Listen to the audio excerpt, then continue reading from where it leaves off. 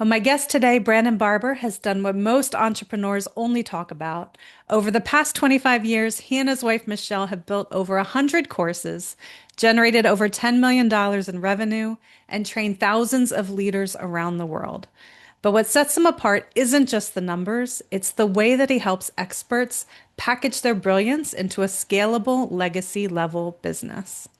I'm Julie Baranick, and welcome to the Seven Figure Builder Show. In this episode, we go beyond the tactics. We're talking about the real reason that some leaders rise while others stay stuck. The shifts that you won't hear about on social media, the inner work, the structure required to build a business that grows without you in the grind. If you're a coach, expert, or entrepreneur who's built something good, but you know there's something bigger, more aligned version waiting, this is the episode for you. Welcome to the show, Brandon. Thanks for having me, Julie. Absolutely. And Brandon, we're just going to dive on in, but for the expert listening who's built something good, but knows there's something bigger, can you share what you do and how you help them turn their genius into a business that creates both deep and serious income? Yeah, I appreciate that question. What we've been able to do is help people take their genius, take their expertise, take their struggles, their problems, and turn them into courses. Mm. And I say courses because they could be multiple courses. You can have multiple courses that you create. You can have a do-it-yourself course. We help people automate their courses so they don't have to be awake and doing the course all themselves, but then they can also have a course where they're doing it with people. And then there's some courses that you can have done for you. So a lot of people, they have this genius, they have this expertise in them, but they don't know how to put it out into a course or a way to go about it. Some people have created courses, but then they have to show up for everything. So they become glued to their Zoom all the time. And so we teach people how to be effective and efficient and automate those courses as well. I love that. And I'm going to ask on behalf of myself, but for the listeners as well. Yeah. So often we have so much, like you said, so much genius inside. Where I've struggled is the what, right? Like, what is that thing? And I know you have just a talent for really pulling that out of people, but what would you tell people that are really pondering that? It's like I don't know. There may be some authors out there, but if somebody's ever said, "Hey, go write a book," and you're like, "What?" Like I don't know how to write a book. Like, what am I going to say? Like, where do we even start? That's what I said. When I first went to write a book, I was like, I don't know where to start. I don't know how to create it. I don't know. And I think that's where people get stuck when they start thinking about a course. It's like, what do I even talk about? What do I even say? And what I've done is I've built over 100 courses over the last 25 years. So it's easy for me. So I can extract it out of other people just by asking some simple questions like, hey, tell me about what you help people with. Or if you were going to help somebody, what would you help them with? And then we get people talking like, I'd help them with this and I'd help them do this. What do you like talking about? What are you good at? What do you know a little bit more than other people know? And you don't have to be like a guru. Like I think people get stuck in this thing. I call it guru on the mountain, right? You get too far, yeah, you're too far ahead of people. Yeah. And then you're so far ahead of people, you don't really relate to what's going on with people. So, oh, I don't know what's the name of the individual that I can't even think of his name now. It's on the tip of my tongue, but they modeled the movie Catch Me If You Can Hmm. after him. I love He that movie. flew planes and did all Yeah. this stuff and he did not stay at a Holiday Inn the night before. But he figured out how to do all these things. And then they finally caught him. He was like this, I guess I don't know what he was actually accused of, but he taught a course at BYU University, and he taught a sociology course. And they said, "How'd you teach a sociology course? Are you like sociology major or what?" He goes, "No, I just read the chapter ahead. I just read one chapter ahead, and so all I had to do is be one chapter ahead of the entire class." And Mhm. I always think about like, okay, that's what people have. As long as you're one chapter ahead of something in your life, what could you go out and offer to people? How could you serve people? How do you want to serve people? How do you want to show up? What have you done? What have you accomplished? I get people to do a um, two-page what would I call it? It's an extraction. It's a journal. They do 2 pages of everything they're proud of. And back to when they learned how to ride a bike, back to, all the details, but they come up with this 2 page thing. And not only does it help them feel more accomplished and more achieved in what they do, but then we're able to pull out, like, look what you did here and here. How'd you do this? And how'd you do this? How'd you learn this? How'd you get this? Like, people have so much knowledge. They have so much expertise that people are hungry for out there and they're not even aware of it. So I think there's a little bit of a talent on my end to extract that just because I've done it so many times. Um, but it lives in people. What do you love? What do you love doing? What do you love talking about? If we were to walk into a party right now, what do you love talking about? What do you like exploring? What are you good at helping people at? And your answer all of a sudden becomes now this place where we can dissect and uncover your course. Mhm. And it lives in you. It lives in everybody. Just like a Absolutely. book does. Just like a book does. Yeah, no, it does. And by the way, I love that movie. That's one of my most memorable moments of that movie. I've watched it countless times too. And it's like just eye-opening of, he didn't have to know everything under the sun. He just knew enough to be, more of an expert than the people that he was talking about, or talking to rather, and when he was teaching. And I think you're more relatable and you relate better to those individuals that you're trying to help. Mhm. Instead of being like this, I mean, I get stuck in this all the time. I've been doing this for 25 years, so it's like, oh, I'm this guru, and I start talking to people like that, and they're like, I don't even know what you're saying. Like, I don't get it. I don't get it. There's a commercial, I don't know what commercial it's for, but it's like, what if you had the knowledge of Tom Brady? Mhm. And he would be talking to people, he's talking to people at work about all these football plays, and he's all, do you get it? Do you get it? And then the commercial it says, it turns out they did not get that. Mhm. That's the guru on the mountain, right? We just get in the weeds too much. So I think not having so much knowledge is actually helpful, and people get that so much more. Yeah. So, okay, so you figured out, or, your clients have figured out what they want to talk about. How do they turn that into a scalable business model? Yeah, you want to in building a course, you want to have something, you want to have a system, right? What's the system you walk people through? So what I do is I think about the end in mind. I'm taking people from a certain place to a certain place. We're creating an identity shift.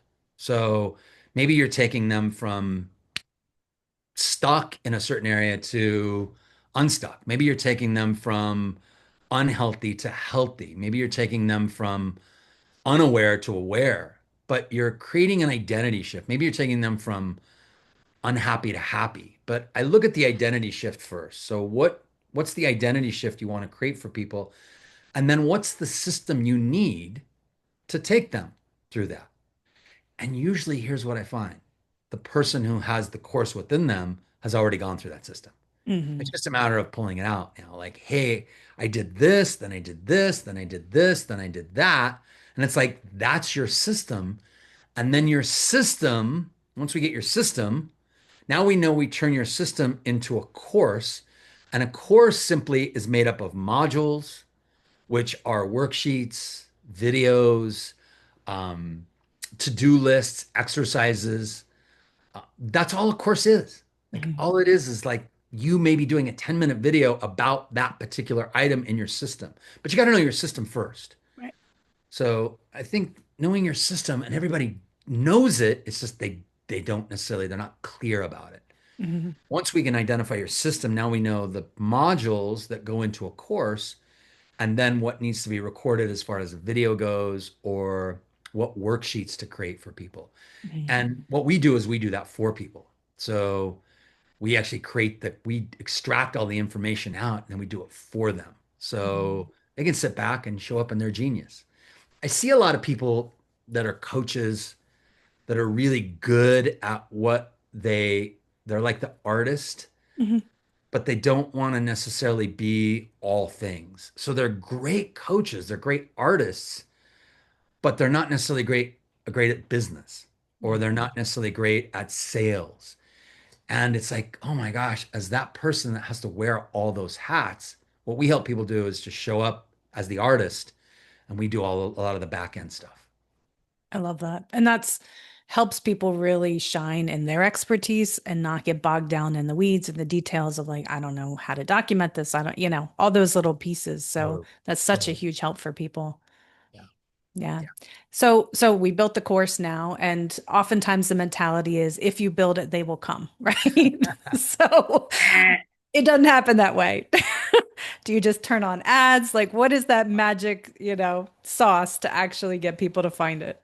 Yeah. Looking for the magic sauces for sure, looking for the fairy dust to sprinkle. It's ever changing, Uh, but I what we help people do is create events. So master classes and challenges, we've spent, oh my gosh, we've done over 150 of them in the last 5 years.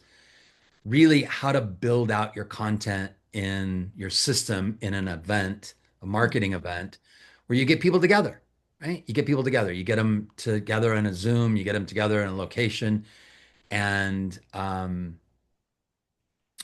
presenting your material to them and what you do, and then making sure you have some sort of a clear offer. So we help people create their events, create the offer, and then getting people to the events. That's another story in itself. How do you get people to show up to the events?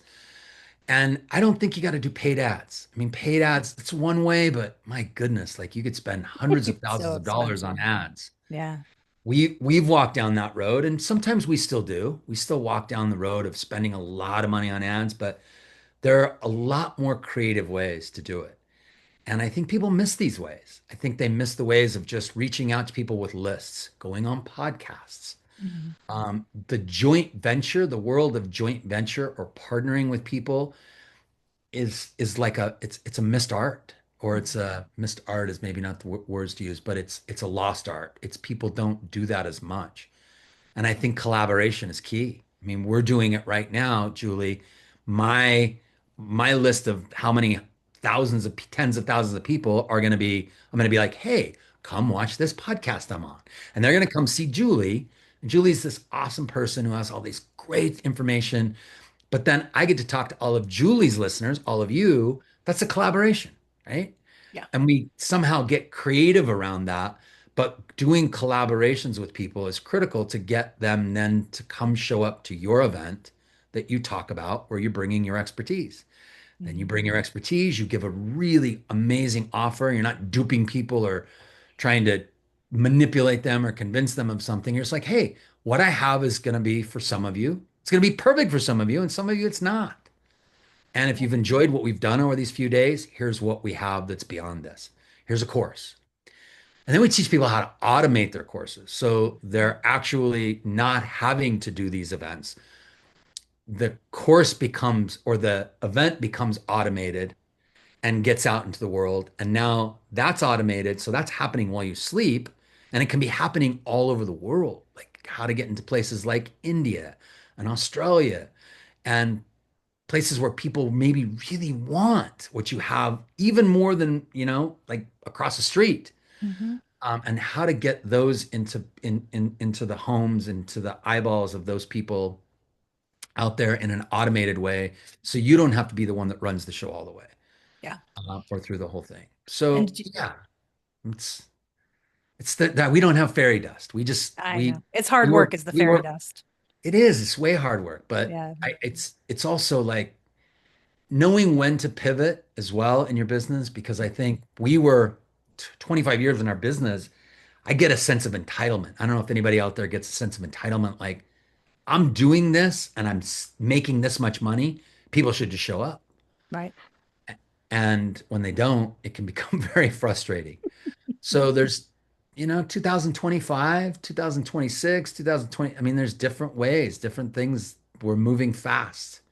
We're moving fast. Yeah.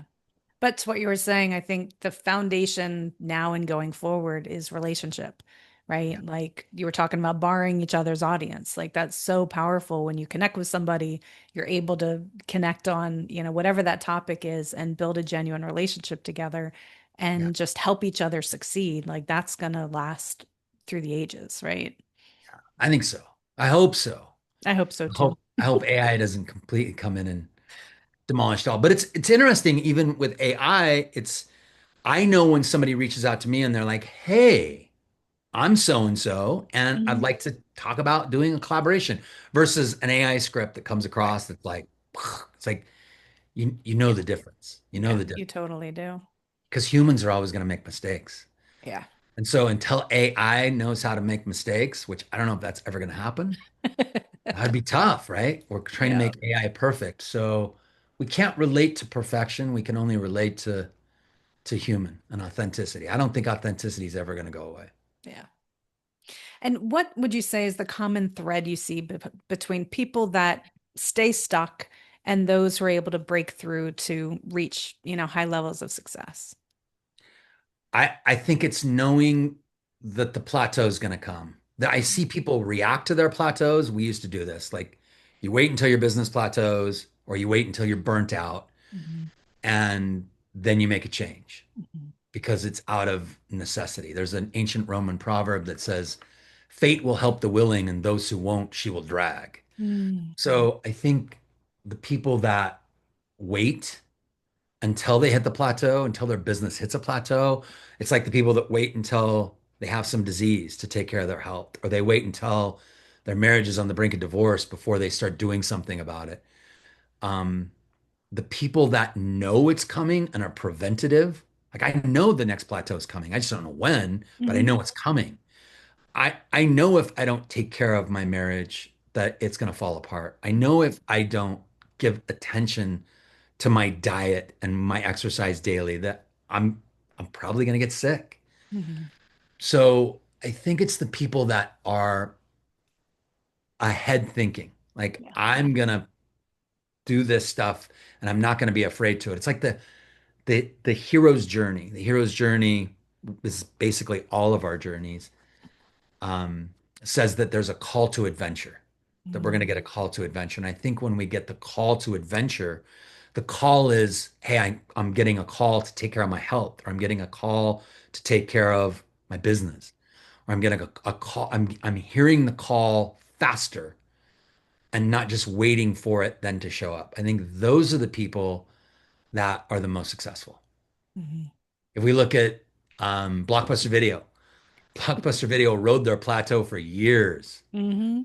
Now Blockbuster Video doesn't exist. No. So I think I don't know the exact numbers, but Netflix came in and said, "Hey, we're going to give you this much money. We want to partner with you." They said, "No, we're good. That's not enough money. Like we don't feel like we need to change." That's somebody whose plateau stayed too long and they eventually fell. I Mhm. don't think Apple is ever going to be doing that, right? Apple's always thinking ahead. Like what are our customers going to need 5 years from now, Mhm. 10 years from now, not just right now. Yeah. So that was a really long-winded answer to your question, but people that stay ahead and aren't afraid to pivot, and they know they're not worried, but they know that the issues or struggles will be there. And so they take advantage of that, if you will. It's like I tell my wife every day, like I look for one good thing in my wife every day. Mhm. Where can I notice her in some way, shape, or form? If I let that slip, then what happens? My business is no different. I'm like looking ahead. What do my clients need? What do they want? Mhm. What is it that would be absolutely critical for them? And I know today, based on that, people like a lot of stuff done for them. Mhm. They They don't do. want to have to do it on their own. It's why we don't, we have programs and systems that are done for you. We also have an automated system, right? Mhm. And I know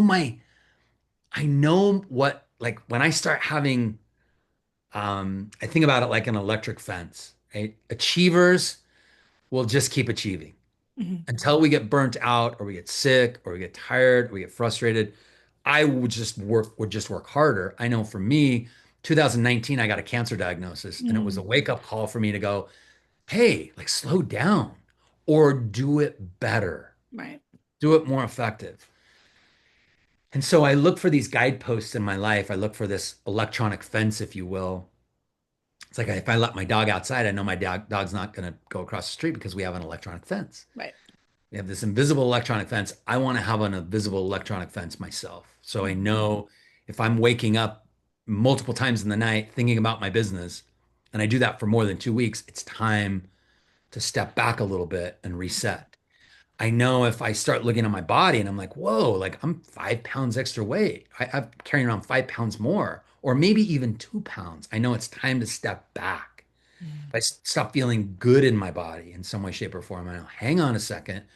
Those are my guideposts or electronic fence to say, hey, it might be time to do things different. So for me, um, when I knew it was time to start creating an automated system. We do stuff done for you, but if I start doing too much, I start going over the top for the sake of what? Like more money, more Right. fame, more fortune. Like I'm just going to raise the expectations once I meet it anyway. I mean, that's what achievers do, right? Once we Right. hit a certain plateau, we just raise our bar, then we raise our bar, then we raise our bar, hoping that it's going to give us what we need instead of giving ourselves what we need along the way and happily achieving.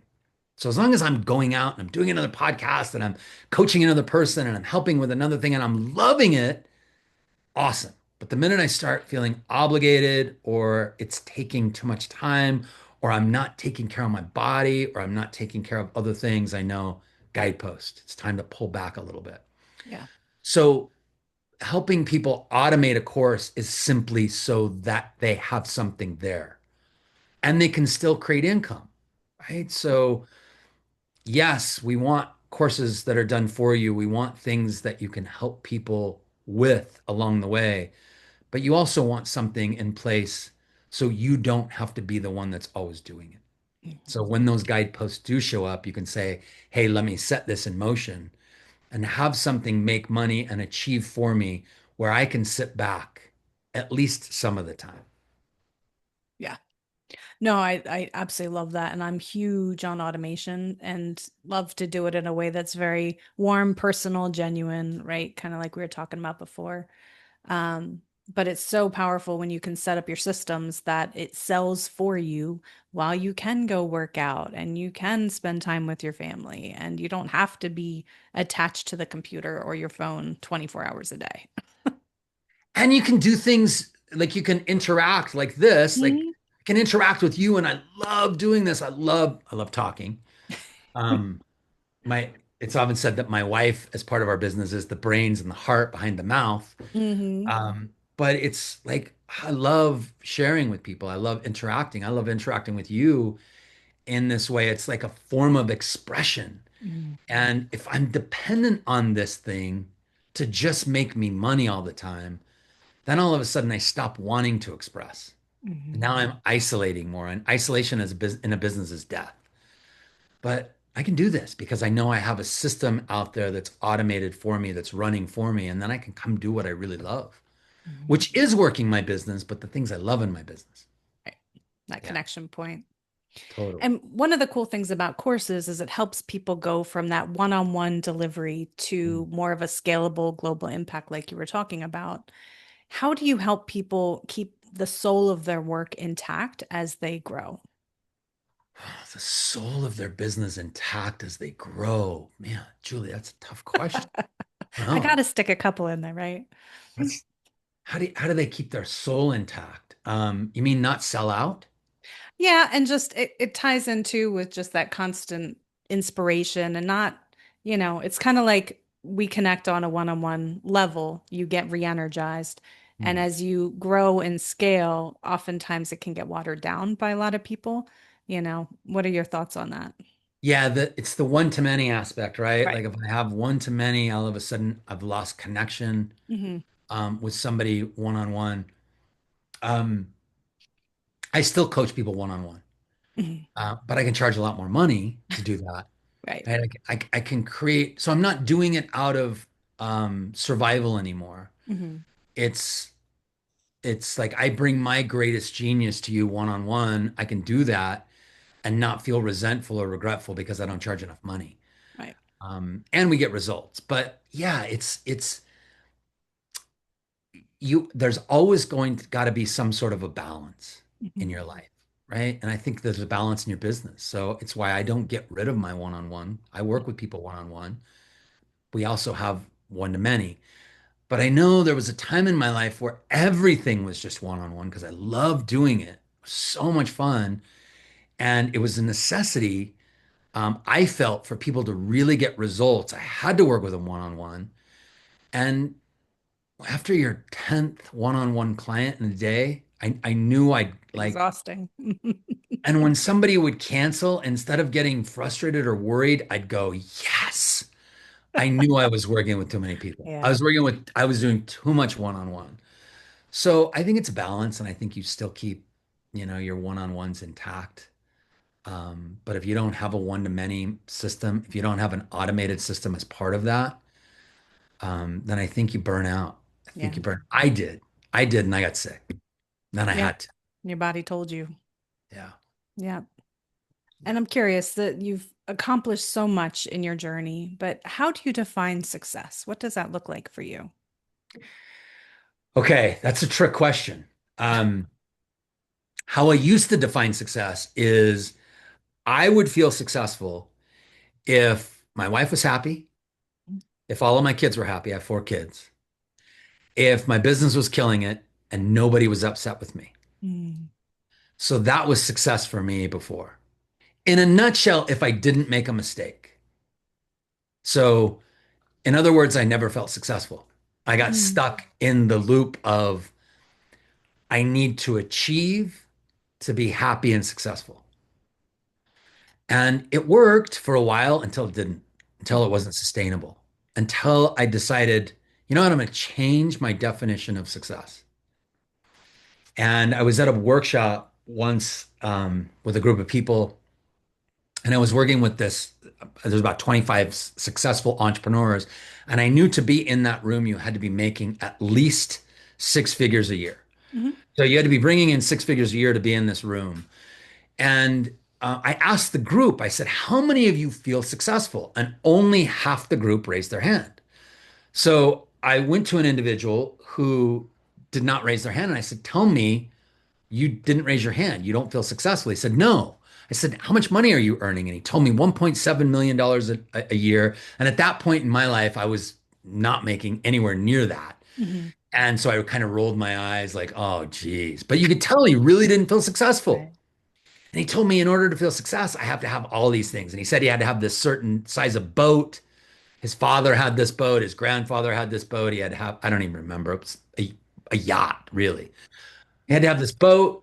He had some similar things to me, like his children had to be super happy and successful. And he Mhm. had one child that wasn't doing a lot, an adult child that wasn't making things happen, like kind of sitting back, doing nothing.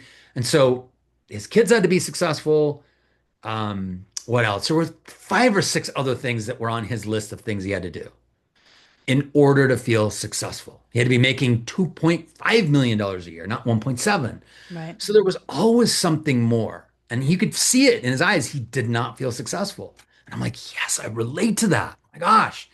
So then wanted to find out what made people feel successful. Mhm. So I asked one of the guys that raised his hand and I said, you feel successful? He said, absolutely. I said, how do you know you're successful? He says, if I'm above ground each day.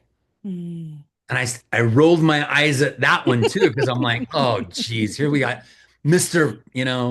Cuff is half full. Like he's just an optimist. I'm like, stupid. But you could see, like, he really felt successful. Mhm. And what I realized is that one of the individuals had a hard rule around what it meant to be successful. His definition made it challenging. And this other guy made it easy to feel successful. Mm.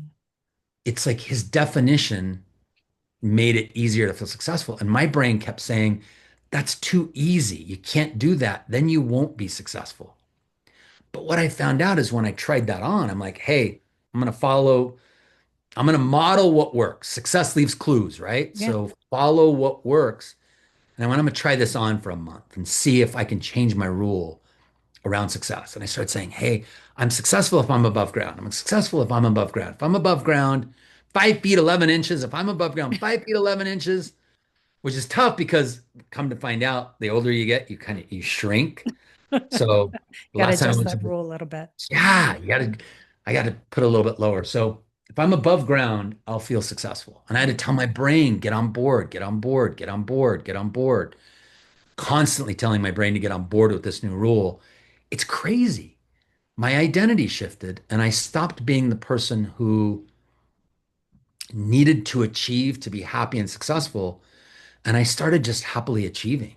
Mm, And I felt more successful more often. I stopped trying to be successful so I wasn't a failure and started being successful because I felt successful. yeah. And that changed everything. That changed everything. And my brain was actually lying to me, telling me that I couldn't be successful if I made it that easy to feel successful. But the truth is, when your identity shifts, you shift and it is easier. It's much easier. So when I feel successful, I just do what a successful person does. So it all came down to me changing my rule around success. I love that. It also stops the chase, right? Like Mm. you're always moving that bar. When he was at, 800,000, it's like if I hit a million, then if it's 1.2, 1.5, right, 2 and continuing on versus just owning where you're at and being satisfied with where you're at. So it's so true. I remember when our business hit our first million, I was traveling in Australia for an event. I got to speak to 8,000 people at this event in Australia. I Mhm. got to, we had to spend a whole week there. I got to take my wife there.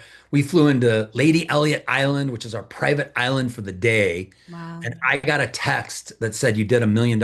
And I was so frustrated and Oh. angry and upset. And just because my whole world, I didn't feel different. I didn't Mm, feel any different than I felt 6 months before that or yeah. 6 years before that. I felt still down and depressed and like I still had all these issues and I still struggled with finding happiness. And so I was so upset that it didn't meet all the needs it was supposed to meet. Yeah.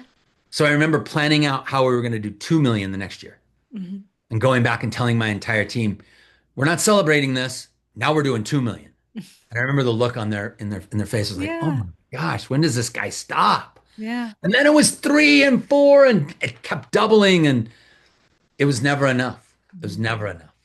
It's never enough. Yeah. Yeah. It's funny. I hear that from so many people. I love asking this question. And I remember asking a business owner this the one time, and she's like, my vision of success was when I have enough money to buy this crazy expensive car. Right. And that was her goal. And she hit it and she bought it and she felt completely empty, kept it for like, I don't know, a short while and sold it. Yeah. She's like, that's not it.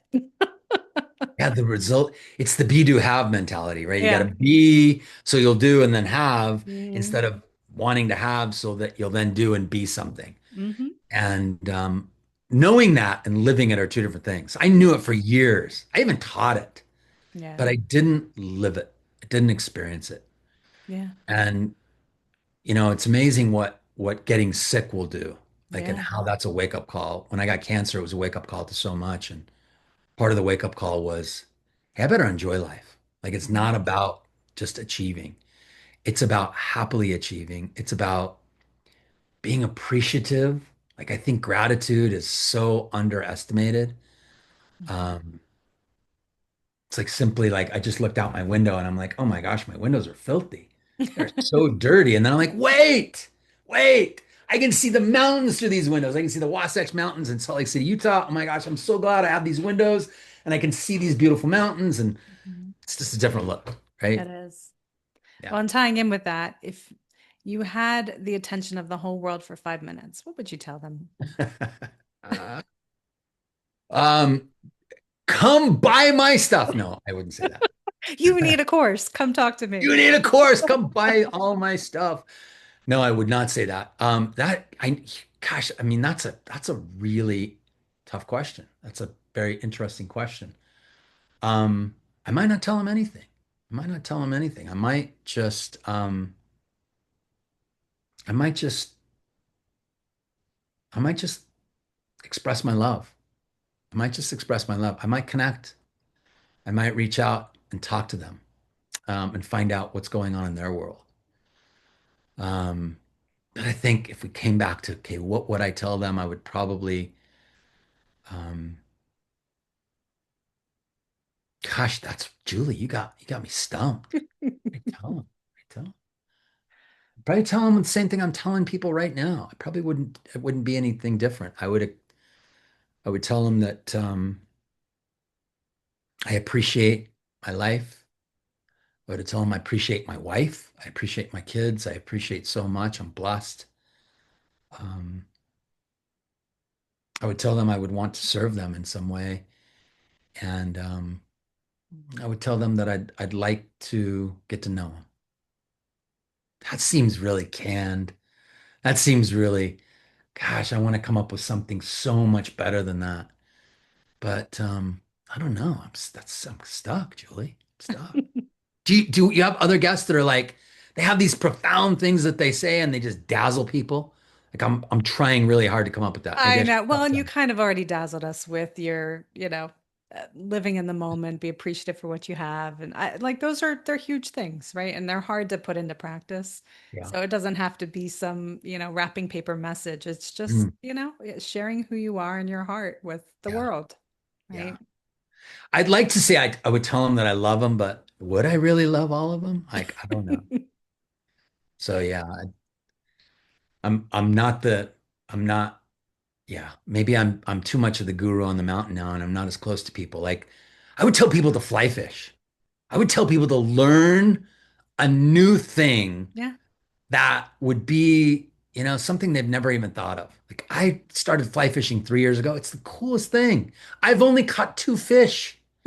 But it is the coolest thing. It is so cool. That's It is so awesome. peaceful. It is so balancing. I tell people to fly fish or paint or find something that they can find balance in. I would tell people to rest and recover.